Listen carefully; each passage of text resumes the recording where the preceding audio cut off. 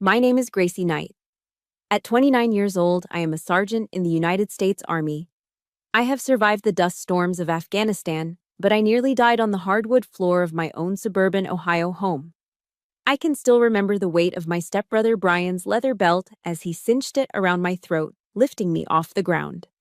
His eyes were bloodshot, his teeth clenched. Spit flew onto my cheek as he screamed, "Die quietly, Gracie. Do the world a favor." My pulse hammered against the leather, a frantic bird trying to escape a cage. My throat was on fire. I couldn't cough. I couldn't cry. All I could feel was the pressure, the heat, and the terrifying silence inside my own body. Brian stopped yelling. He was growling now, like an animal, pouring every ounce of his hatred into the strength of his hands. My knees buckled first, then the rest of my body followed, collapsing like a wet rag. I fell hard, and I knew that, to them, I'd been dead for a long, long time. He thought he was extinguishing my life. He had no idea he had just activated my final weapon. If you've ever been treated like an outsider by your own family, let me know where you're watching from. Hit that like and subscribe button, because this story is proof that the truth always finds a way to speak, even when you're forced to be silent. The world narrowed to a pinprick of light, a blurry tunnel edged with exploding stars. My lungs were screaming, two empty bags being twisted shut. The roaring in my ears was the sound of my own blood trying to find a way out. But through that tunnel, my vision locked onto a single, stationary point. A shadow in the doorway of the living room. It was Mary. She stood perfectly still, her hands clasped together at her waist, fingers laced so tightly her knuckles were white. She wasn't moving forward to help. She wasn't running to call the police. She was just watching. An observer at a gruesome play she had seen rehearsed 1,000 times. In the last desperate seconds of my consciousness, I tried to make a sound, a gurgle, anything to break her trance. But the only sound in the room, besides Brian's guttural rage, was a whisper that cut through my panic with the chilling precision of ice. It was Mara's voice, not directed at Brian, but at the empty space around her, as if she were reassuring herself. "It'll be fine," she murmured, her voice barely audible over the thunder in my head. "Brian's just angry. He'll stop in a minute." She was witnessing an attempted murder, and her brain was calmly translating it into a temper tantrum. The words didn't register as denial. They registered as a verdict, a conscious choice. She was choosing the illusion of peace, the safety of the aggressor, over the life of her stepdaughter. The physical pain in my throat was nothing compared to the new psychological agony that bloomed in my chest. He was killing my body, but she had been killing my spirit for years. My training kicked in, a final instinctual spasm from a part of my brain that refused to surrender. My right hand, limp at my side, slammed flat against the polished oak floor. Slap, slap, slap. 3 hard, distinct impacts. Code, black. The signal you give when you can't speak, when you're compromised, when you need immediate extraction from a hostile zone. It wasn't just a plea for help. It was a final test.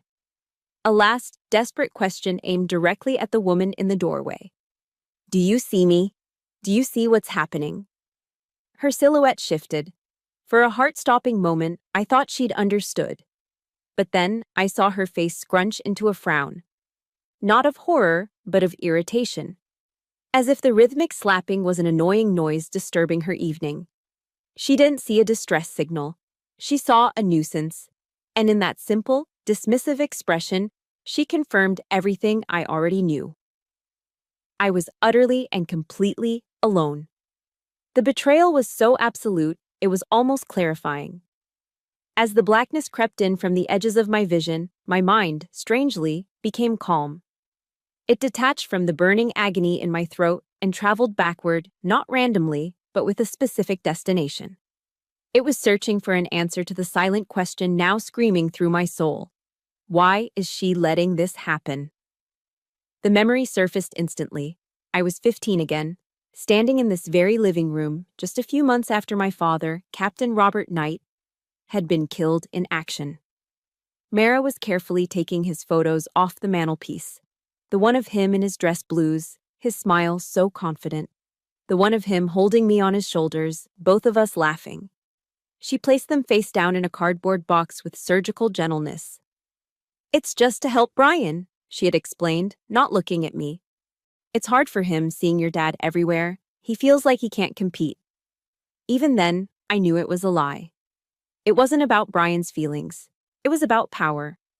It was the first strategic move in a long, quiet campaign to erase my father's legacy from this house. By removing his image, she was removing his authority, his memory, his honor. And with him gone, she was erasing my place in the family. She wasn't just enabling Brian's jealousy. She was actively clearing the field for his tyranny to take root and grow, unchecked. The empty spaces on the mantelpiece were where my status in this family had died, long before Brian's belt ever found my throat. The memory dissolved, and the present rushed back in a final, crushing wave. The darkness was almost complete. My last coherent thought wasn't of fear, or of my father, or of the life I was losing. It was a cold, clear, tactical inventory. The micro camera tucked into the smoke detector, the audio recorder taped beneath the coffee table, the USB flash drive, loaded with every file, every recording, every piece of evidence I had gathered over the last 10 days, hidden securely under a loose floorboard in the hall closet. I had prepared for this war. I had gathered the intelligence, set up the surveillance, and secured the asset. I had done it all because I knew, deep in my soldier's gut, that Mara would never protect me. She was part of the hostile force. My silent vow wasn't a plea for my life anymore. It was a promise of what was to come. It wasn't just aimed at Brian anymore, the blunt instrument of their hatred. It was aimed at the entire rotten, toxic system Mara had built and maintained with her silence. As the last flicker of light went out, the words echoed in the ruins of my mind, a promise forged in fire and betrayal. I'm not done. The question hung in the darkness that swallowed me. Why? Why would Mara just stand there? As the world faded, my mind, free from the constraints of my dying body, reeled backward, not to find comfort, but to find an answer. It sifted through years of memories, looking for the origin point, the moment the first crack appeared in the foundation of our family. And it found it.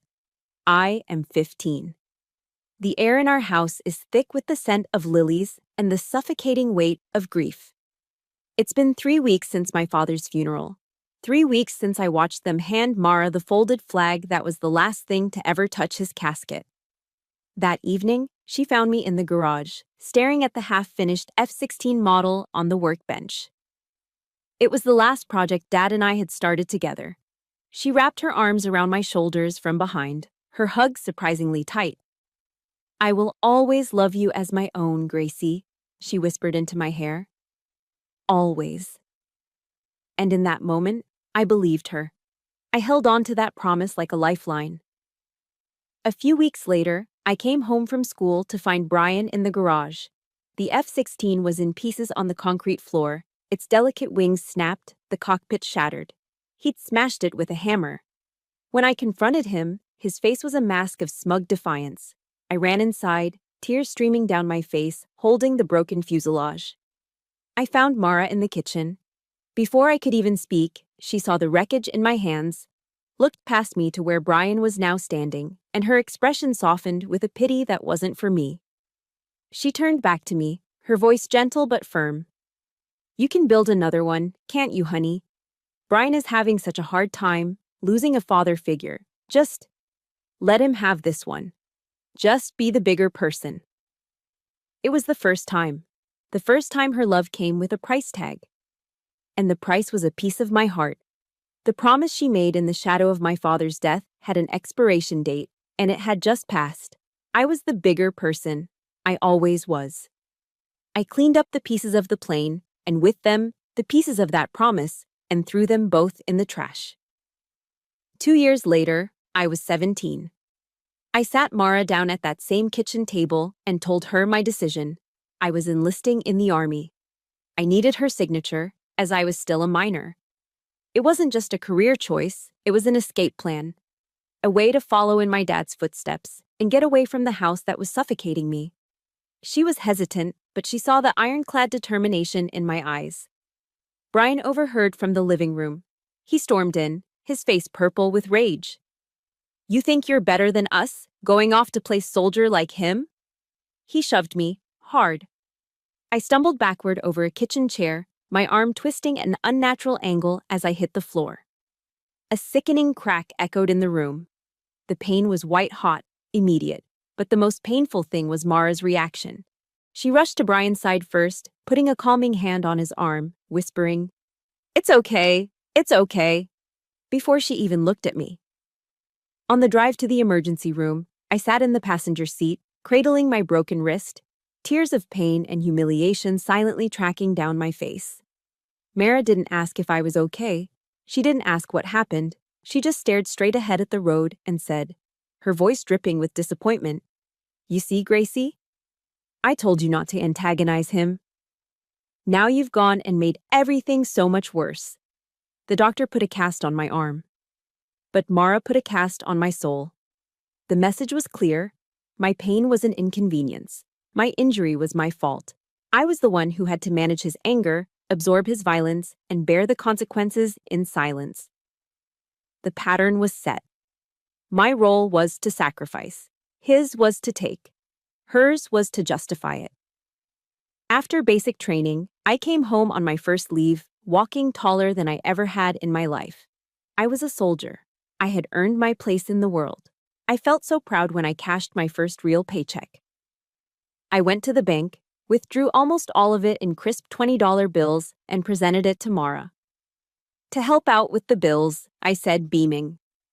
She took the cash, her lips curling into a knowing little smile. She didn't say thank you. She fanned the bills out, and in a voice loud enough for Brian, who was slouched on the couch, to hear, she announced, "Well, look at this. She knows her place. At least she contributes to the roof over her head." Brian just smirked from the sofa, not even looking up from his phone. In one sentence, my gesture of pride and love was twisted into a transaction. A payment. I wasn't a daughter helping her family.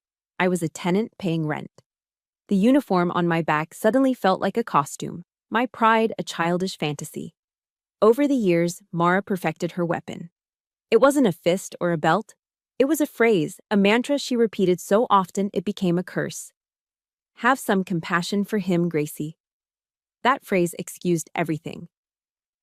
When I found out Brian had taken money from my wallet, the answer was, "He's just struggling, Gracie. Have some compassion." When he brought his friends over and publicly humiliated my high school boyfriend during a Super Bowl party, making him leave in tears, it was, "He's just being a protective older brother. Have some compassion." The curse created a warped reality where his cruelty was always reframed as a symptom of his own pain, and my attempts to defend myself were selfish. My boundaries were insubordination. My feelings were an attack on his fragility. I was taught that being a good daughter, a good sister, meant being a punching bag, both emotionally and, as I would learn, physically. It meant absorbing everything and expecting nothing. If you've ever had to listen to endless excuses made for someone who was hurting you, hit that like button to show some support. And if you know what it's like to be the bigger person until you feel like you're about to break, just type the word excuses in the comments below. Let's see how many of us there are. I learned my lessons well. I became an expert at being quiet, at making myself small, at swallowing my own pain to make room for his. But you can only compress a spring for so long before it snaps. Looking back now, I have to ask myself, when does being a good person stop and self-destruction begin? The question I asked myself in the blackness, when does being a good person stop and self-destruction begin, was answered the moment I stepped out of the taxi. I had a 10-day leave, a brief window of peace carved out from a life of discipline and duty. I had been dreaming of my own bed, the quiet sanctuary of the room I grew up in. I dragged my heavy duffel bag up the driveway, the familiar scent of Ohio's damp earth filling my lungs. But the moment I opened the front door, the peace I was hoping for shattered. The house smelled different. It was stale, laced with the sour odor of old sweat and something vaguely chemical, like cheap protein powder. Mara met me in the hall with a brief, distracted hug. "Gracie, you're here." It wasn't a welcome, it was a statement of fact. It's good to be home, I said, trying to force a smile. I started heading for the stairs. I'm just going to drop my bag in my room. Mara's hand on my arm stopped me. Oh, honey, she said, her voice laced with that familiar, placating tone. About that, we had to make a few changes. My old room, the one with the window that overlooked the oak tree in the backyard, was no longer mine. The door was open and I could see inside. It was unrecognizable. Brian's weight bench was pushed against one wall, dumbbells scattered on the floor. Piles of his laundry overflowed from a hamper, and a set of hockey pads, reeking of sweat, was slung over my desk chair. It wasn't a bedroom anymore. It was his personal locker room. Your room was just sitting empty, and Brian needed the space for his things, Mara explained, as if it were the most logical thing in the world. It seemed like such a waste. You can use the pull-out sofa in the basement. We put fresh sheets on it. The basement. The cold, perpetually damp space with a single, high window that let in slivers of gray light. That was where I belonged now. I looked from the wreckage of my childhood room to Mara's carefully neutral face. The message was as clear as a direct order. You are not a resident here. You are a guest, and you are not welcome. The temporary arrangement, I soon learned, had been in place for 2 years. My 10-day leave became a tour of duty in a new kind of war zone, one fought with passive aggression and psychological torment. The battles were small, almost invisible to an outsider, but each one was a calculated strike. On the second day, I came upstairs to find my freshly pressed Army service uniform, which I had hung carefully on the back of a door, lying in a heap on the floor with a dark, wet stain spreading across the jacket. Oh, for goodness sake, Brian said, walking past with a coffee mug. Clumsy me. Guess I spilled. He didn't sound sorry. He sounded satisfied. The nights were the worst. He would blast heavy metal from his room, my old room, until 2 a.m, the bass vibrating through the floorboards into my makeshift bed in the basement. It was a classic sleep deprivation tactic designed to wear me down, to make me irritable and exhausted. Then came the violation of my gear. As a soldier, your duffel bag is your life. It's organized, it's personal, it's sacred. One afternoon, I came back to find it unzipped, its contents clearly rummaged through. A small ceremonial knife my father had given me was missing, along with a few other personal items. I confronted Mara in the kitchen, my voice tight with a rage I was struggling to contain. He went through my things, Mara. He's stealing from me. She sighed that long, weary sigh she always used when she was about to dismiss my feelings. She didn't even look up from chopping vegetables. Gracie, you're an adult now. Don't be so dramatic over little things. You're a soldier. Why are you letting this get to you? I thought they taught you to be tougher than this. She did it again. She took the very identity I was proud of and used it as a weapon against me. My training, my discipline, my strength.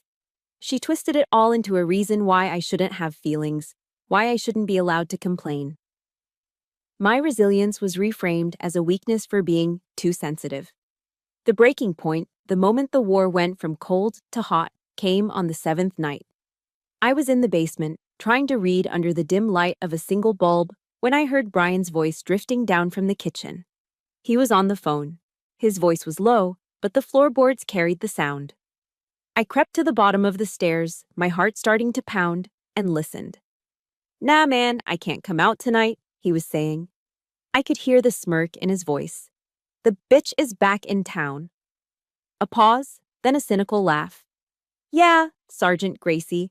She's home, strutting around in her little uniform like she owns the damn place, like she's still Daddy's little princess. My blood ran cold. He wasn't just annoyed with me. He despised me. She doesn't get it, he continued, his voice dropping into a venomous growl. This is my house now. Dad's gone. She's just a guest who's overstayed her welcome. I need to make sure she understands who's in charge here. For good. That was it. That was the confirmation. This wasn't a sibling rivalry. This wasn't a petty squabble over a bedroom. This was a campaign. A calculated, deliberate war for dominance. And in his eyes, I was the enemy combatant that needed to be neutralized. His words confirmed every fear that had been festering inside me. He didn't just want me to be uncomfortable. He wanted me gone. That night, sleep was impossible. I sat on the edge of the lumpy sofa bed in the suffocating darkness of the basement. The only sound was the frantic, rhythmic drumming of my own heart against my ribs. I closed my eyes and saw a map, a battlefield layout. This house was no longer a home, it was a hostile environment, and my training had taught me exactly how to operate in a hostile environment. You don't wait for mercy from the enemy. You don't appeal to their better nature. You gather intelligence. You document everything. You prepare your defenses. My resolve hardened, turning from hurt and frustration into something cold, sharp, and clear. A decision. I was no longer a daughter on leave. I was a soldier on a mission. I quietly slid off the sofa and moved to the corner where my duffel bag was propped against the damp wall.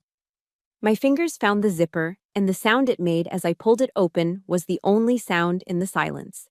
It was the sound of a new war beginning.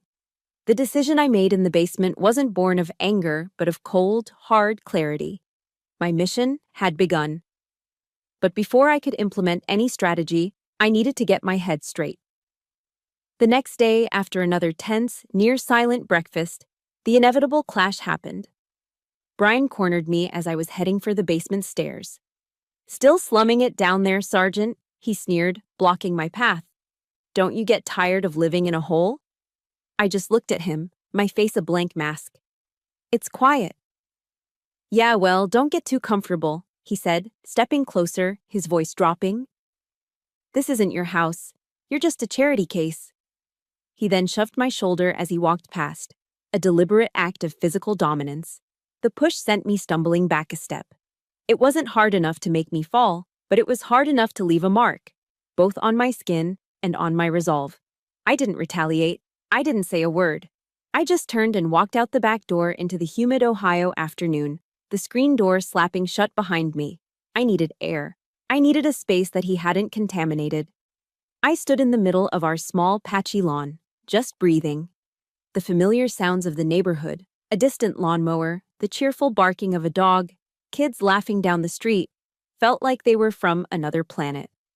My world had shrunk to the 4 toxic walls of that house. Afternoon. The voice, gravelly and calm, startled me. I turned to see our next-door neighbor, Jared, standing on the other side of the low wooden fence that separated our properties.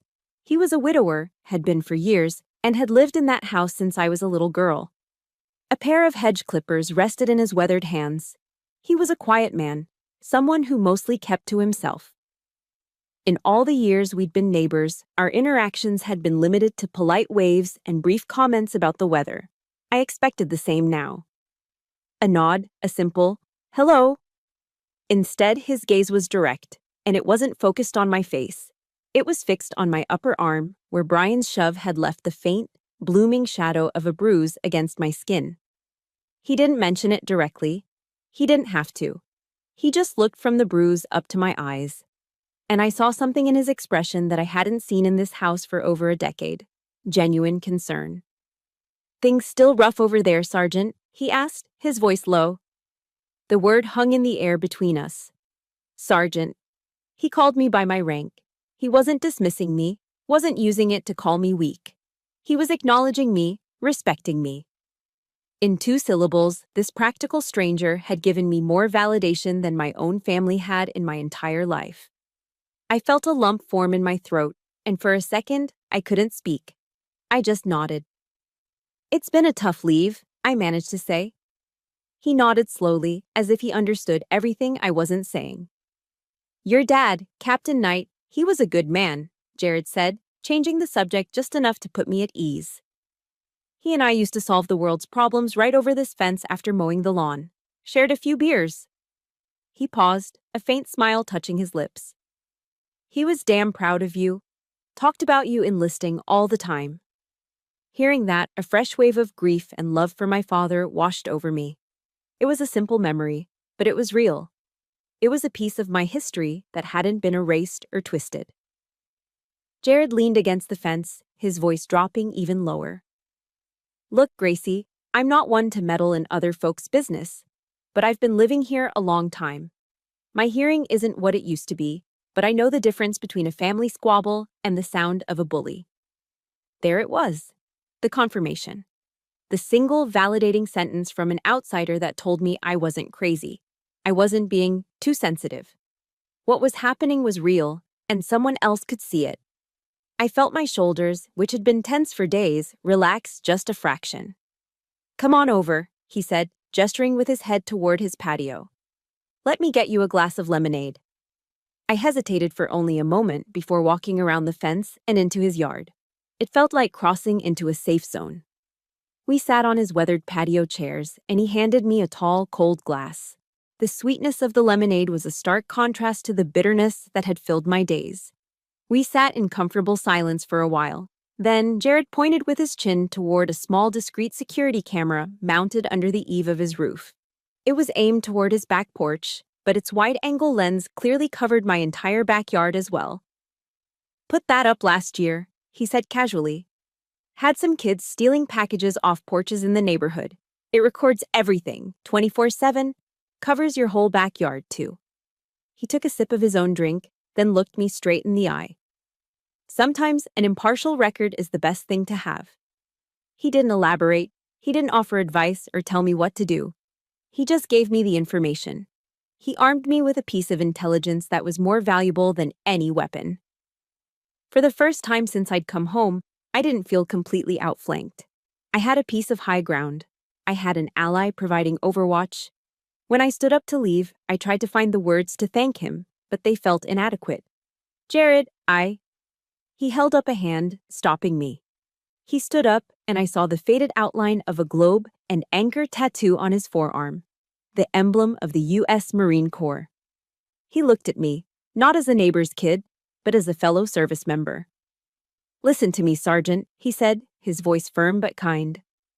"Marines and the Army might give each other hell all the time, but we never, ever leave a soldier behind. You understand me?" I nodded, the lump returning to my throat. "If you need anything at all, you don't hesitate. You've got someone watching your six." I walked back to my house, the promise from a man who barely knew me echoing in my mind. It was a promise built on a code of honor, and it had more weight, more truth, than 1,000 empty promises from the woman who was supposed to be my mother. I descended the stairs back into the cold basement, but this time, I didn't feel alone. My mission was the same, but the battlefield had changed. I now had an ally, and I had a plan. Jared's promise was a shield, but a shield doesn't win a war. It only keeps you alive long enough to fight back. His words gave me the moral support I desperately needed, but I knew that in the end, my safety was my own responsibility. The next evening, that responsibility was put to the test. It started over nothing. A disagreement about what to watch on TV. Brian wanted to watch a hockey game. I wanted to watch the evening news. It was a stupid, trivial conflict, but with him, anything could become a flashpoint. His frustration quickly escalated into rage. "It's always about you, isn't it?" he roared, snatching the remote from my hand. He stood up, towering over me where I sat on the couch. In a fit of theatrical anger, he hurled the heavy glass coffee mug he was holding, not at me, but at the wall just beside my head. It shattered on impact, sending a spray of hot coffee and sharp ceramic shrapnel across the room. A small stinging shard grazed my cheek, drawing a single drop of blood.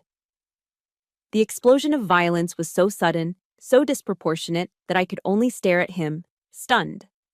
Then, the shock gave way to a cold, familiar fury. "You're insane!" I yelled, jumping to my feet. "This is just like the time you broke my wrist." Brian let out a short, ugly laugh. A smirk spread across his face. "You're making stuff up again, Gracie. You fell. You were always a clumsy kid." I stared at him, my mouth agape, unable to process the blatant denial of a recorded medical fact. But the true horror came a second later. Mara, who had been drawn into the room by the sound of the crash, calmly stepped between us. She looked at me, her face a mask of disappointment. "That's right, I remember," she said, her voice smooth as silk. "She was always so clumsy, that one, tripping over her own feet. Don't blame your brother for your own carelessness, Gracie." It was a pincer movement, a coordinated psychological assault. They stood there, side by side, rewriting history in real time, painting me as a delusional, clumsy liar. It was the most brutal form of manipulation, gaslighting, designed to make me question my own sanity, my own memories. In that moment, staring at their united front, I felt a profound and terrifying clarity. I couldn't reason with people who rejected reality. I couldn't argue with liars who believed their own fabrications. I could only record them. That night, the damp, cold basement became my tactical operations center. My mission was clear: document the truth. I unzipped my duffel bag and laid out my equipment on the concrete floor. It wasn't much, but it was enough. A spare burner smartphone, a micro recorder no bigger than my thumb that I'd ordered online, a small battery-powered nanny cam. This house was no longer a home. It was a designated area of operations. My family were no longer family. They were subjects of surveillance. I spent the next hour planning my operation with the same methodical focus I would use for a field mission. The target was Brian. His patterns of behavior were the intelligence I needed. Mara was a secondary target, an enabler whose complicity needed to be documented. I identified strategic locations for my devices, places where conflict was most likely to erupt. The first device was the micro recorder. The next morning, before anyone else was awake, I slipped upstairs and secured it with a piece of duct tape to the underside of the dining room table. It was a high-traffic area, a place where they often talked when they thought no one was listening.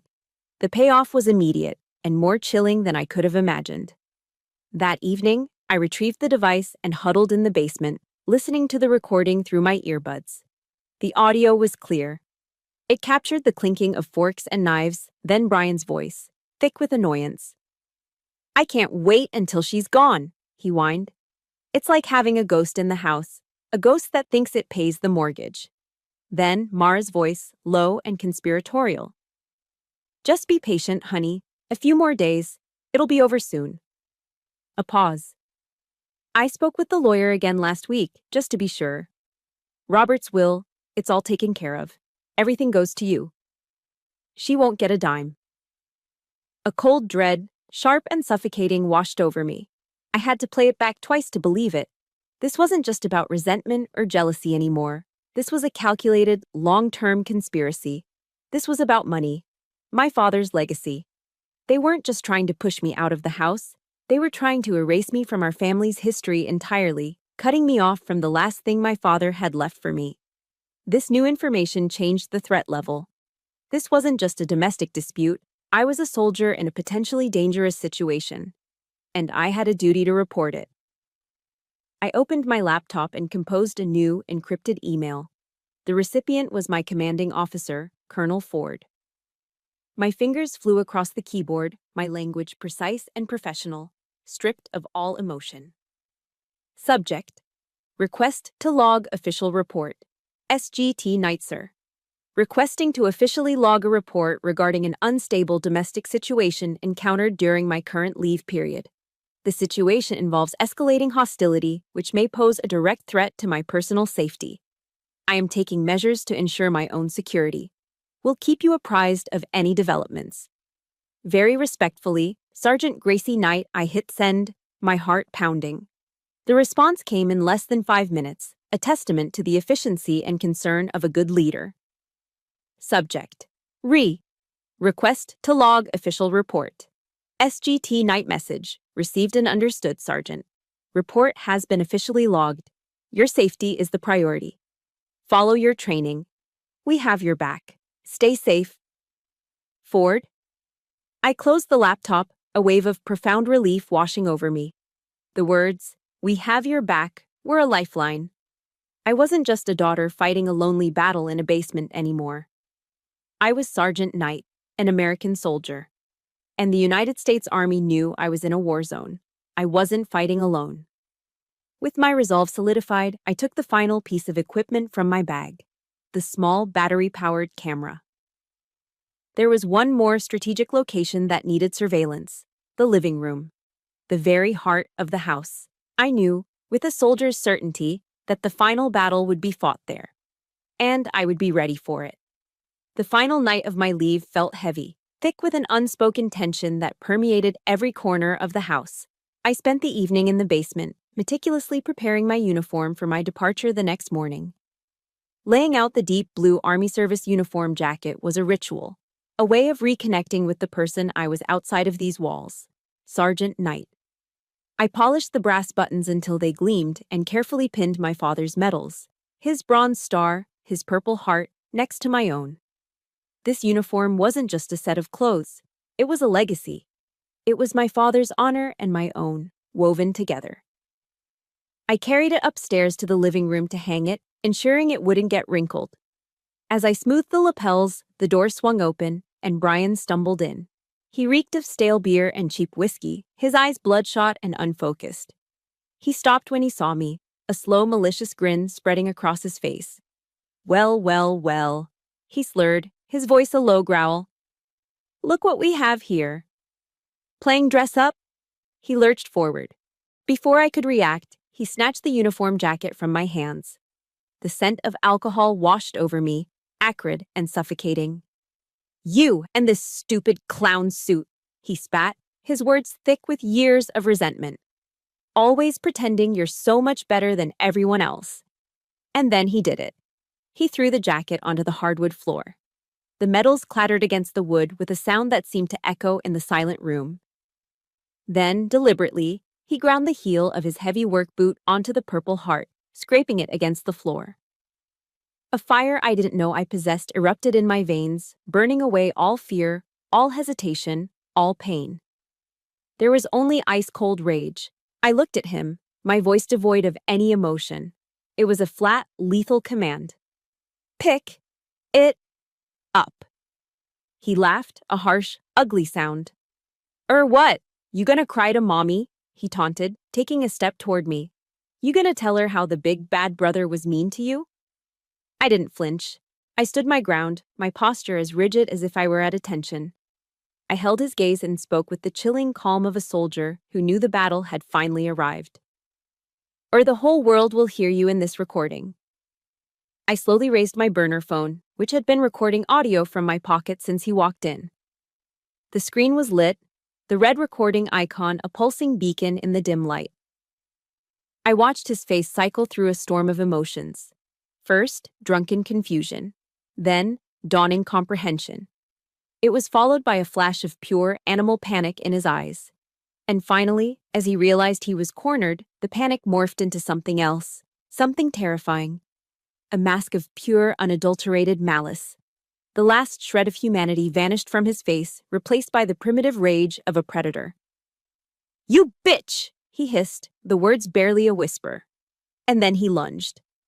It was the same attack from my nightmares, from the opening moments of this story, but now I was living it with the full weight of context. He didn't go for me with his fists. He fumbled at his waist, his thick fingers unbuckling his belt. The sound of the leather pulling free from the loops was sickeningly loud. He swung it, and I threw my arms up to defend myself, but he was stronger, faster.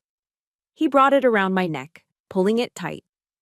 My training screamed at me to fight back, gouge the eyes, strike the throat, but his body weight was already crushing me, driving the air from my lungs. He was lifting me off the floor, the rough leather biting into my skin, the metal buckle digging into my throat. My vision started to tunnel. Black spots danced at the edges. I could feel the frantic, useless hammering of my own heart against my ribs. I clawed at the belt, my fingernails scraping against the leather, finding no purchase. And through the roaring in my ears, I heard his voice. A guttural snarl right next to my ear, his spit hitting my cheek. Die in silence, Gracie. Do the world a favor. The words of my introduction. But this time, they were not just a memory, they were my reality. My executioner's final curse. My body was failing. My lungs burned for air that wouldn't come. But my mind, my soldier's mind, was still working. Follow your training. Complete the mission. My hand, trembling and weak, fumbled for the phone on the floor where I'd dropped it. My fingers brushed against the smooth glass. I couldn't see it. I could only feel. I slid my thumb across the screen, searching for the emergency alert icon I had programmed. A triple tap. That's all it would take. A silent code black signal sent to the two numbers that could save me, 911 and Jared. My thumb felt clumsy, disconnected from my brain. Tap, tap. I was losing consciousness, the world dissolving into a suffocating gray fog. My body went limp. Just one more. And then, a sound shattered the deadly silence. Boom, boom, boom. It was the sound of a fist hammering on the front door, a percussive explosion that shook the entire house. Gracie, what's going on in there? I've called the police. Jared. His voice was a cannon blast, a roar of righteous fury that cut through my fading consciousness. The sound shocked Brian. I felt the pressure around my neck loosen for a fraction of a second as his head snapped toward the door. Just a split second of hesitation. It was enough. If you believe that good people stepping in can change the world, hit that like button. And if you think Jared is a true hero for having his friends back, type hero in the comments to show your support for this brave veteran. That single moment of distraction saved my life. The belt went slack, and I fell from his grasp, collapsing onto the hardwood floor like a puppet with its strings cut. I landed hard, the impact jarring my bones. I couldn't breathe. I could only gasp, my throat raw and burning, my lungs desperately trying to pull in the precious, life-giving air. The battle had just reached its terrifying peak, and the cavalry had just arrived. The world came back to me in fragments of sound and color. The splintering crash of the front door being forced open. Shouts. The heavy thud of boots on the hardwood floor. Flashing red and blue lights painted the walls in chaotic strobing patterns. I was still on the floor, curled in on myself, my throat a column of fire, each ragged gasp for air a fresh wave of agony. A woman's voice, sharp and authoritative, cut through the noise. Police! Nobody move. I saw a pair of black boots, then a woman in a dark blue uniform kneeling beside me. Her name tag read, Chin. She had a calm, no-nonsense face. Ma'am, can you hear me? Paramedics are right behind us. Before I could answer, Brian started his performance. He pointed a trembling finger at me, his face a mask of faux terror. She attacked me. She went crazy. It's her PTSD from the army. She just snapped. But Officer Chin's eyes were not on him. They were on me. They scanned the scene with a professional, practiced gaze that missed nothing. The angry, raw ligature marks blooming on my neck. The heavy leather belt lying on the floor beside me. My phone, its screen still glowing with the active recording icon. And then her eyes flickered to the corner of the room, to the figure standing half hidden in the shadows of the kitchen doorway. Tamara. My stepmother wasn't crying. She wasn't hysterical. She wasn't rushing to my side or to her son's. She was just standing there. Frozen. Her face was a blank, emotionless void. In that single, chilling glance, Officer Chin saw what I had known for years. This wasn't a simple case of a soldier having a breakdown. This was a crime scene. Turn around and put your hands behind your back, she said to Brian, her voice flat and cold. His blustering protest died in his throat as another officer cuffed him, reading him his Miranda rights in a bored monotone. Then the paramedics were there, a whirlwind of calm, efficient motion. They surrounded me, their voices a soothing murmur of questions I couldn't answer. They cut my shirt open, stuck pads to my chest, and fitted an oxygen mask over my face. I heard one of them say my pulse was thready, my blood pressure was bottoming out. And then, as they lifted me onto a stretcher, the world began to fade again, the edges going dark, the sounds becoming distant and distorted. The last thing I remember from the house was being wheeled past Mara. She still hadn't moved. She just stared at me with those empty eyes as they carried me out of the home she had helped turn into a torture chamber. The rest comes back in flashes, like scenes from a movie I can't quite follow. The wail of the siren, the bright lights of the emergency room. And then, a moment of terrifying silence. I was floating in a peaceful, painless void, and then a violent jolt, like being struck by lightning, slammed me back into my body. We've got VFib, charging to 200, clear. Another jolt. My body arched off the gurney. Still no rhythm, asystole, pushing EPI, charge again to 360, clear. A third brutal shock. A high-pitched, steady beep from a machine next to me finally broke into a weak, faltering rhythm. Beep, beep, beep. The sound of life. I would learn later that my heart had stopped. For 12 seconds, I was clinically dead. 12 seconds of silence, a chilling echo of my attacker's final command. That number would be seared into my memory, a permanent testament to his hatred. When I finally regained a semblance of consciousness, the world was a blur of white sheets and the antiseptic smell of the hospital. Officer Chin was standing by my bedside. My throat was too raw to speak properly, but my mind was working. The mission wasn't over. Trust your training, secure the objective. I reached out a trembling hand and tugged on her sleeve. I forced the words out, my voice a dry, rasping whisper. Floorboard, USB. She leaned in closer, her brow furrowed in concentration. What was that, Sergeant? Loose floorboard, I rasped. By the fireplace. USB drive. A flicker of understanding crossed her face. Just then, Jared appeared at the doorway, his face etched with worry. Officer Chin turned to him. Do you know anything about a loose floorboard by the fireplace? Jared nodded immediately. Yes, ma'am. I helped her dad fix it years ago. I can show you exactly where it is. Officer Chin gave me a single, decisive nod, a silent promise. She left, and I knew, with every fiber of my being, that my plan had worked. My body had been broken, but my secret weapon, the cold, hard, undeniable truth I had so carefully collected, was now in safe hands. A few hours later, another woman in uniform appeared. She was a young Army lieutenant. Her name tag read Maddox.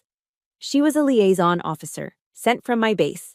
She had a kind professional demeanor that immediately put me at ease. Sergeant Knight, she said softly, Colonel Ford is on the line for you. She held a phone to my ear. I heard the familiar, calm, commanding voice of my CO. Sergeant, he said, and the sound of his voice, a link to my real life, my real identity, was so grounding it brought tears to my eyes. I've been briefed on the situation. You've completed the hardest part of your mission. Now you let us take it from here. I listened, tears silently streaming down my face into the hospital pillow. The Army's Family Advocacy Program has been notified, he continued, his voice a rock of stability. The FBT protocol has been initiated. You will have full legal and psychological support. You are protected, Sergeant. We have your back. I couldn't speak. I could only cry. They weren't tears of pain, or fear, or anger. They were tears of pure, unadulterated relief. The war I had been fighting alone for so long was finally over. The professionals had taken charge. My evidence was safe. The system was working. I had survived. The day of the trial, I didn't choose my clothes.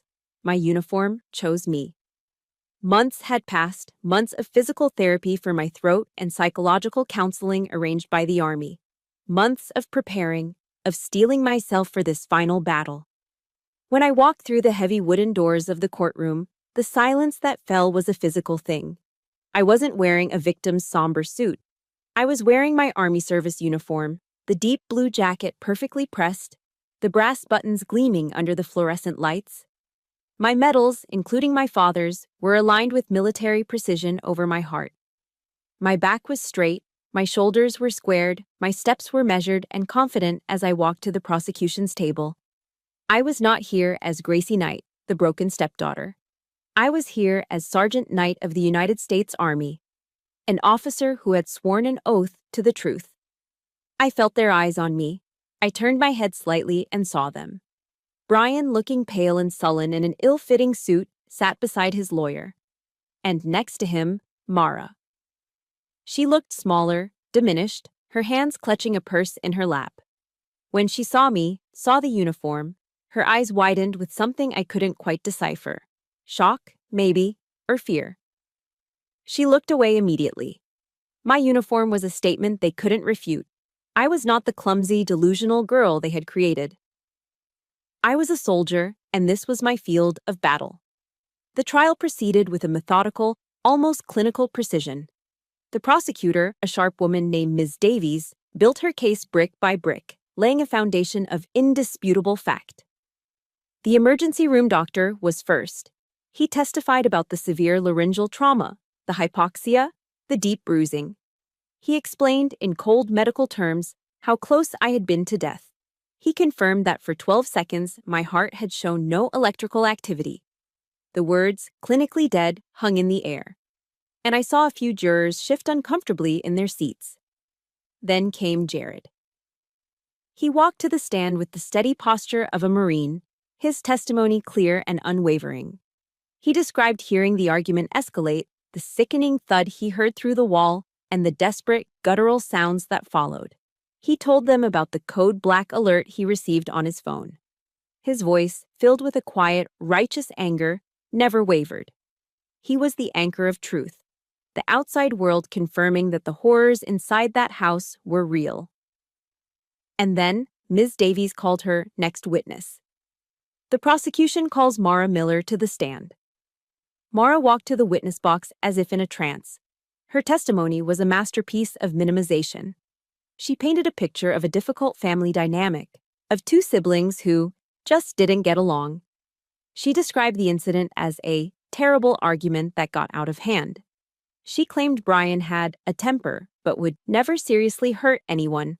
She was trying to build a shelter of plausible deniability around her son. Ms. Davies let her finish. Then she walked toward the witness stand, holding a small digital recorder. "Mrs. Miller," she asked, her voice dangerously soft. "Do you recall a conversation you had with your son about your late husband's will?" Mara paled.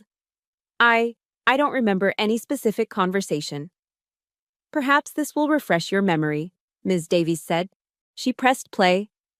Mara's own voice filled the silent courtroom, tinny and conspiratorial. "Just be patient, honey. A few more days. It'll be over soon. I spoke with the lawyer again last week. Robert's will. It's all taken care of. Everything goes to you. She won't get a dime." A collective gasp went through the room. Mara stared at the recorder as if it were a snake. She began to stammer, to deny, but the damage was done. Her carefully constructed facade of a concerned mother shattered, revealing the cold, calculating greed beneath. She crumpled on the stand, her testimony in ruins, burying her face in her hands.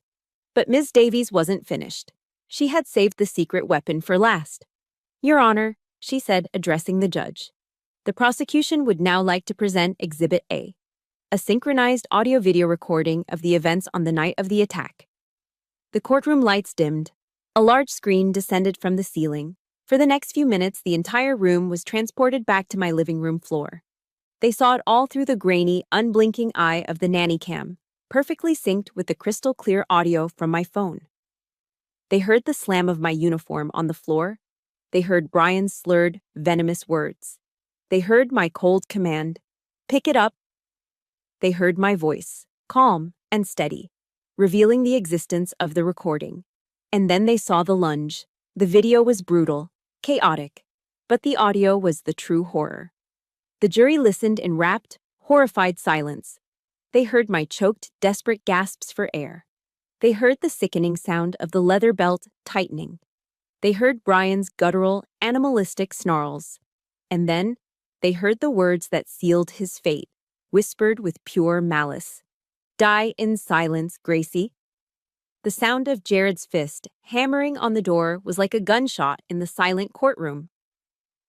The video ended. The lights came up. There was no sound, save for the quiet, choked sob of a juror in the back row, a middle-aged woman who was wiping tears from her eyes.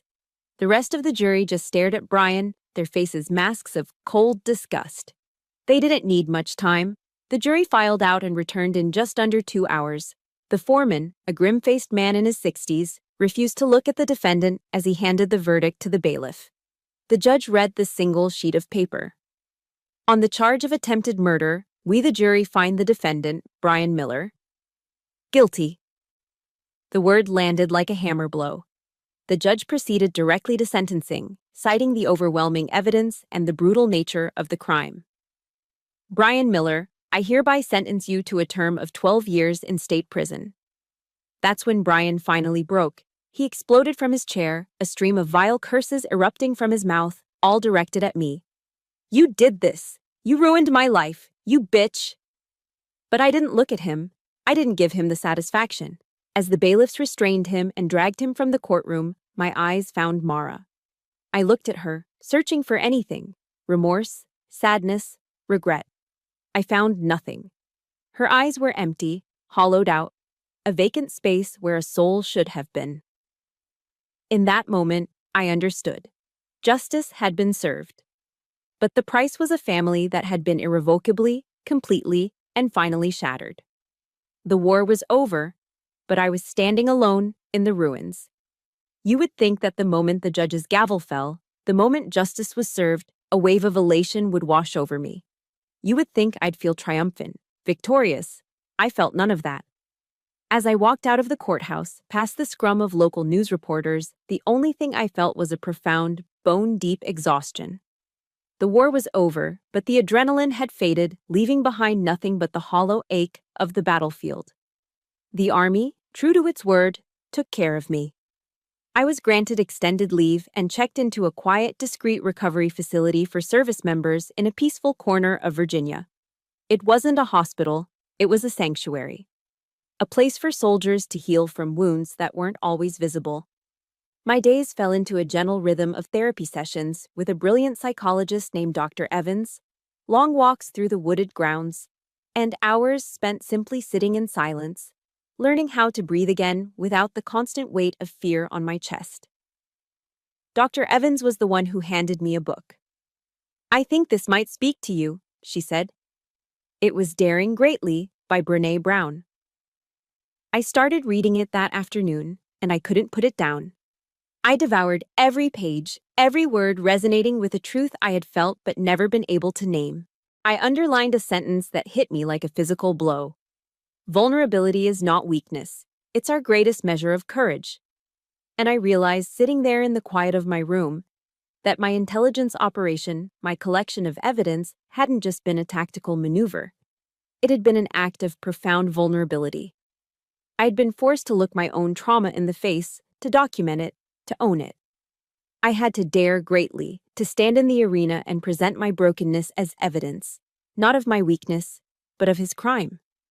The thought didn't heal me overnight, but it planted a seed of a new kind of strength, one that wasn't about enduring pain, but about embracing the courage it took to expose it.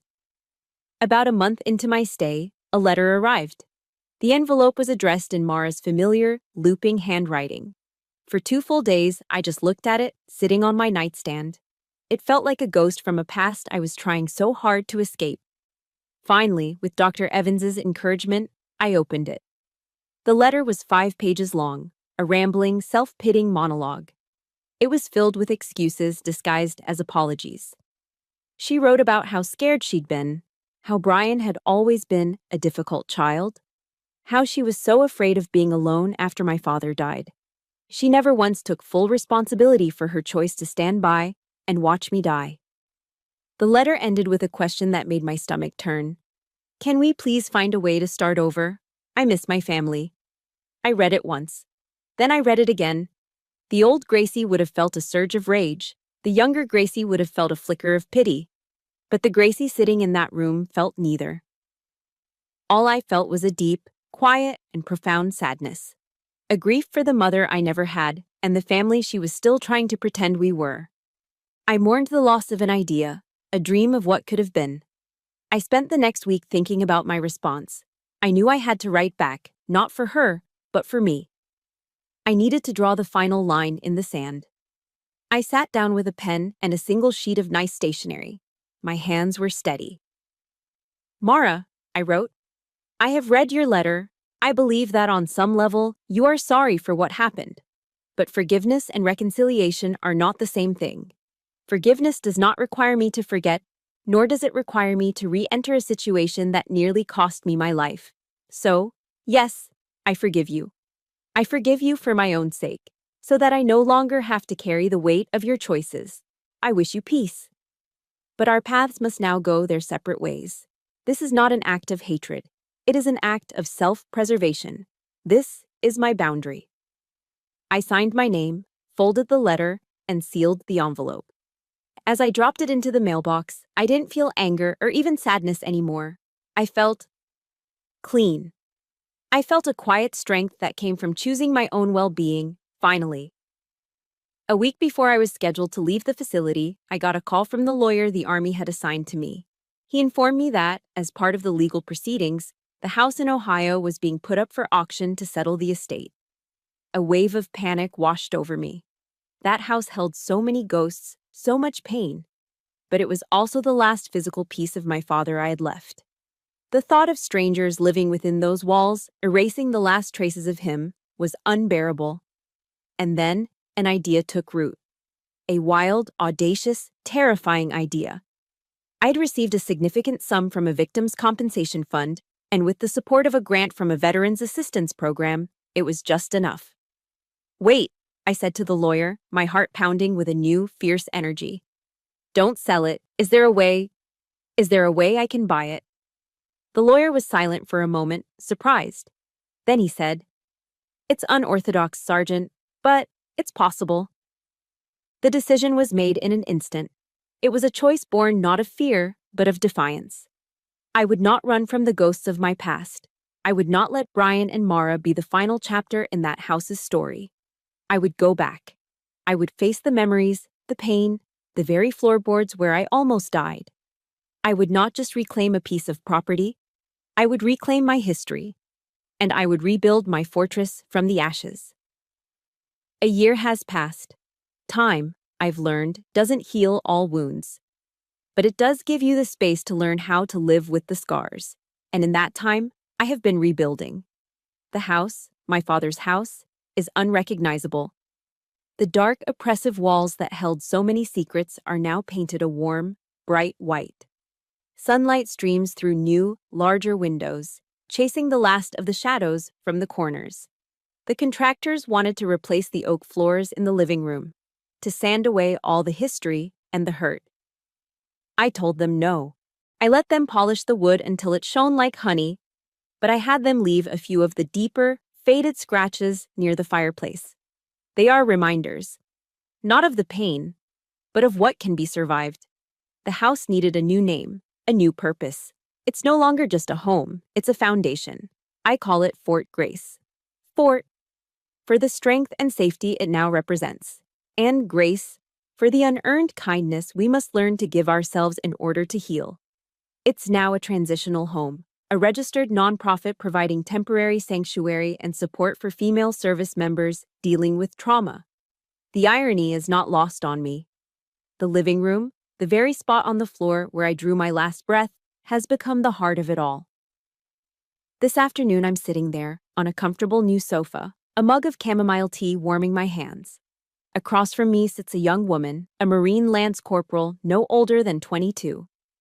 She's been staring at her own hands, twisting a loose thread on her jeans for the last 10 minutes.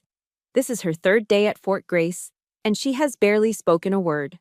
I don't push. I just wait.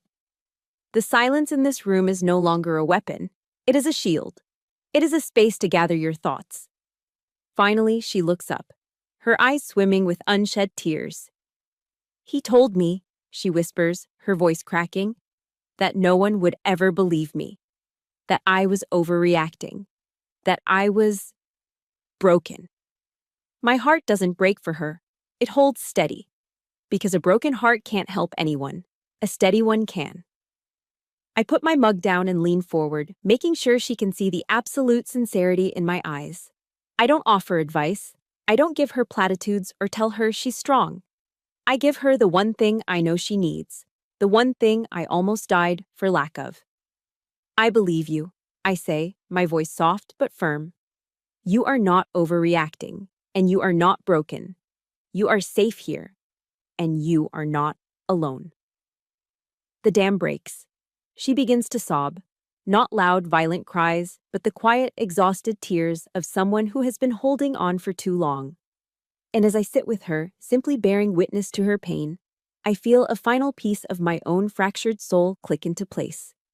In validating her reality, I am healing my own. In offering her a sanctuary, I am completing the construction of mine. This is the circle of healing. This is what it's all for. My story, after the trial, had unexpected ripples. With the backing of Colonel Ford and the evidence from my case, a formal review was initiated within the Army's command structure. It led to a small but significant policy change, the implementation of the FBT protocol I had been a beneficiary of, creating a clearer, more supportive pathway for service members to report domestic threats without fear of it jeopardizing their careers. It gave my pain a purpose beyond my own survival. I was medically discharged from the Army a few months ago, an honorable discharge for wounds received not on a foreign battlefield, but in my own home. Now I have a new mission. I travel to bases across the country, speaking to soldiers about the invisible wars many of them are fighting.